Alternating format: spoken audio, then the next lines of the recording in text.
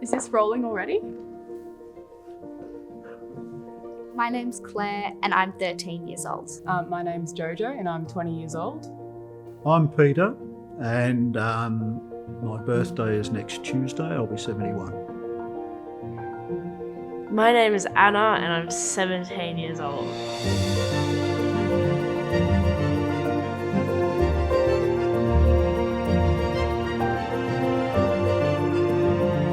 Actually, that's sort of like the inverse, isn't it? It is, 71, isn't it? 17. The first question, tell us about one of your earliest memories in nature. I think one of my earliest memories of nature is when I went camping every year to the Glenelg River. My name's Peter and I'm 65 years old. My name is Janet and I'm almost 83 years old. Waiting for my brother to come out of kinder, and I was looking under the rocks looking at all the insects. Brought up in Ballarat with beautiful trees around me. Can I get my glasses?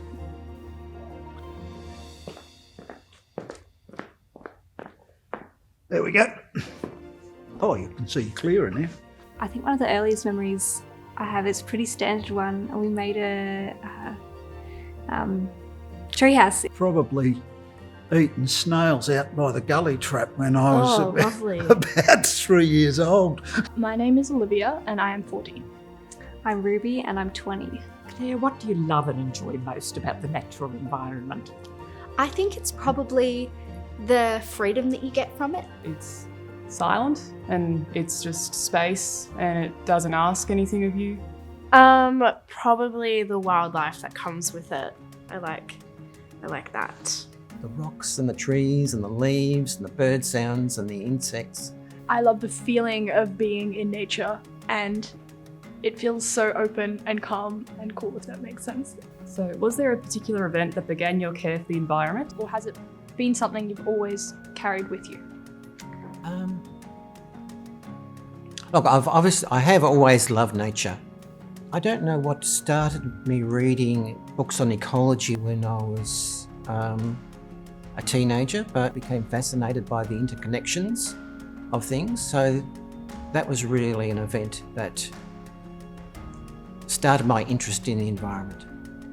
I think it's been something that's always been with me. When you live in a place like this, it's hard not to have the environment be a massive part of who you are and your identity. I met an art teacher. She said, look at the cameos in the landscape, rather than just say there's a hill. So And- appreciating it more. Yeah. I don't know if I always had a very deep connection with the environment, but I think it was when I started to take outdoor ed in year 10, and we did a lot of bushwalks and we did the Larapinta Trail with my school. When it comes to climate change, what keeps you awake at night? I sleep pretty well. I do stay awake at night sometimes about climate change, particularly about the melting of the ice caps. What keeps me awake at night is the thought that we're going to miss the opportunity to solve climate change because we don't take action fast enough.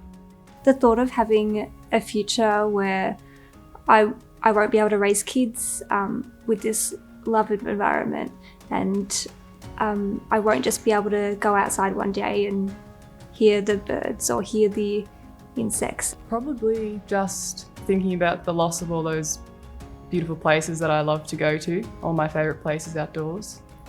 And yeah, just thinking about all the little creatures there that will suffer as well. I am concerned about, my grandchildren, the world that they are going to grow up in, and I want them to grow up in a world where they can see many of the beautiful things that I've seen, and live in hope and not in fear.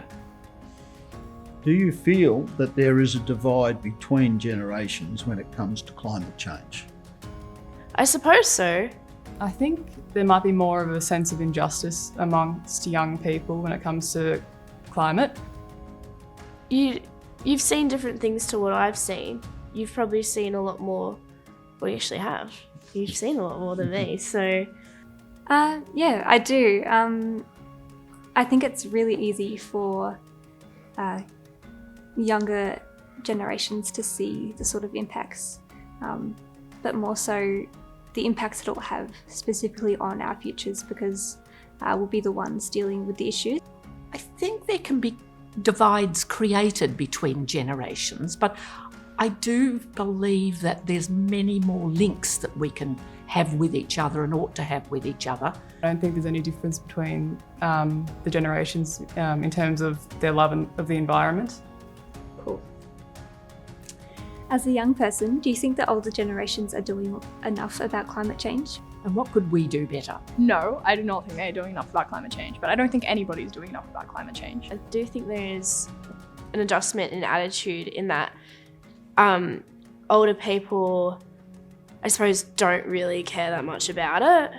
If individuals are doing what they can in their own personal lives and they're conscious about their voting, their personal choices. Could I ask a question?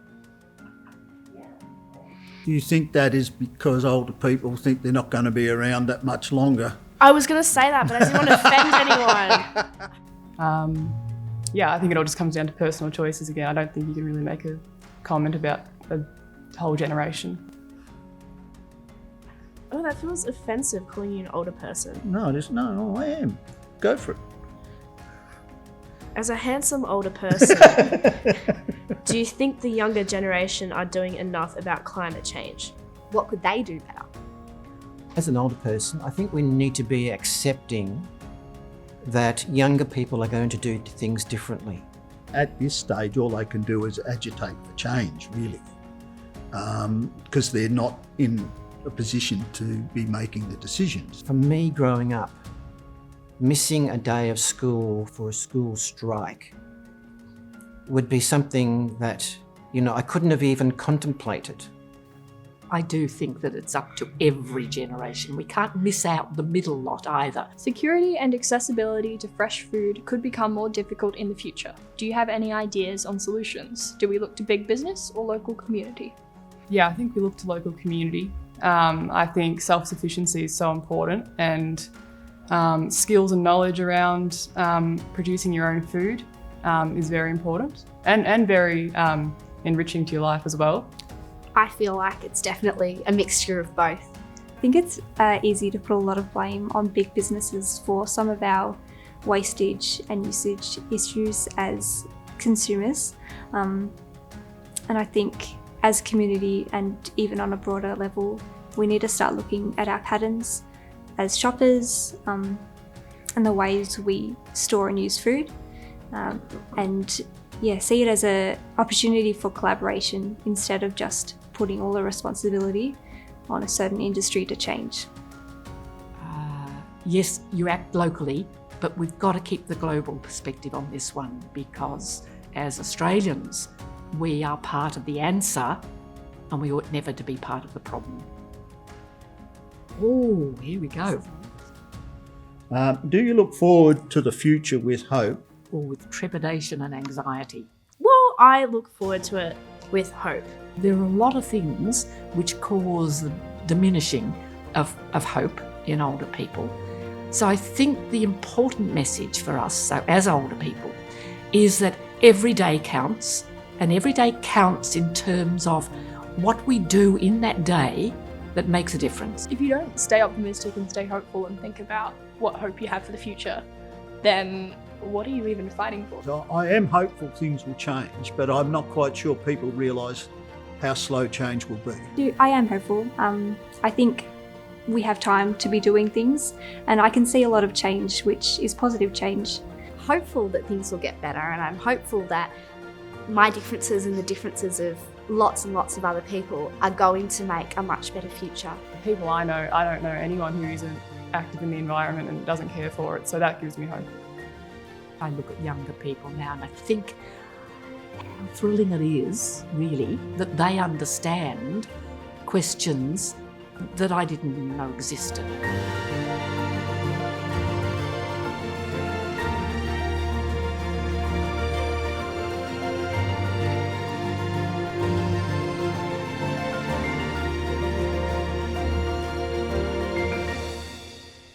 Do you feel like the world's in good hands? I do. I definitely do. Yeah.